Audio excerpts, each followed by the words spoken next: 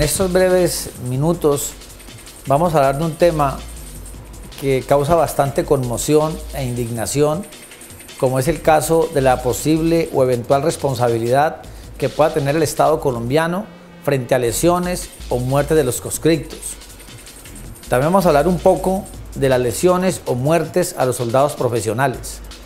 Cuando yo hablo de los conscriptos, estoy hablando de las personas que el Estado obligatoriamente recluta para que estos presten un servicio al mismo.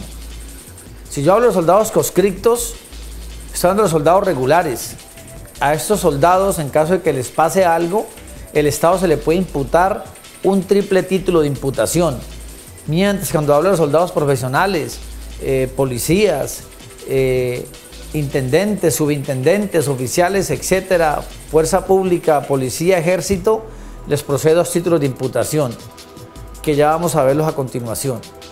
Anteriormente, cuando un conscripto sufría un daño dentro del ejército, dentro de las instalaciones, e incluso estando de servicio por fuera del batallón, se pensaba inmediatamente en una responsabilidad objetiva. Incluso se hablaba de resultado. Se llegó incluso a hablar hasta también de depósito, en el cual el Estado tenía que devolverlo en las mismas condiciones en que lo reclutó. Pues bien, cada caso hay que mirarlo con lupa. Cada caso hay que entrar a determinarlo para poder ver si hay responsabilidad o no por parte del Estado. Como lo dije al inicio de esta charla, a los soldados conscriptos les puede proceder triple título de imputación. El primero es el daño especial, el segundo riesgo excepcional y el tercero la falla en el servicio. Daño especial, ¿por qué? Porque resulta que como el Estado lo obliga, él no obliga a todas las personas, sino a unas cuantas de ellas, automáticamente se habla de la normalidad de la carga pública o ruptura de la igualdad de las cargas públicas, porque se le ha impuesto una carga adicional a él en comparación con los otros. Cuando hablo del riesgo excepcional, es que los soldados están desde luego expuestos a actividades que son peligrosas, como son las armas, toda la parte bélica, granadas, morteros, etcétera. Todo esto, si un soldado sufre lesiones o muere, estamos hablando de un riesgo excepcional. Falla en el servicio, ¿por qué? Porque el Estado se puede equivocar con esa persona. Ese muchacho puede caer en un hueco, puede caer en unas instalaciones militares por falta de señalización, o de pronto lo mandan a una muerte segura. Ejemplo, un campo minado en el cual el Estado sabía con anterioridad esto.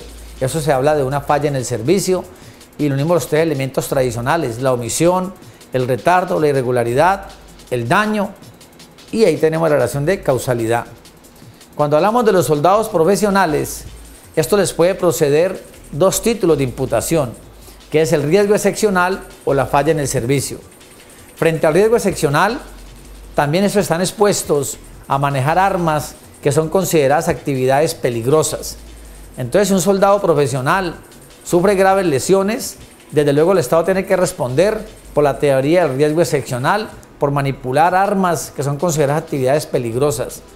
Cuando hablo de la falla en el servicio, es un poco más práctica, es un poco más fácil desde el punto de vista probatorio, porque lo que tenemos que demostrar es que el Estado falló y quitarnos ese estigma de que toda persona que sea soldado profesional, que voluntariamente se fue allá, entonces no tiene ninguna responsabilidad del Estado frente a estos. Totalmente equivocado esa teoría que utilizan, porque ante todo no son héroes nacionales, no son tampoco héroes de la patria, son ante todo seres humanos, los cuales el Estado tiene que entrar a responder por ellos. Otra situación importante frente a los soldados conscriptos es cuando estos se suicidan. También mucha gente, muchos estudiantes, muchos abogados piensan que aquel Estado no tiene por qué responder.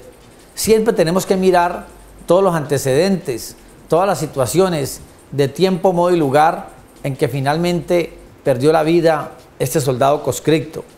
Porque es algo importante.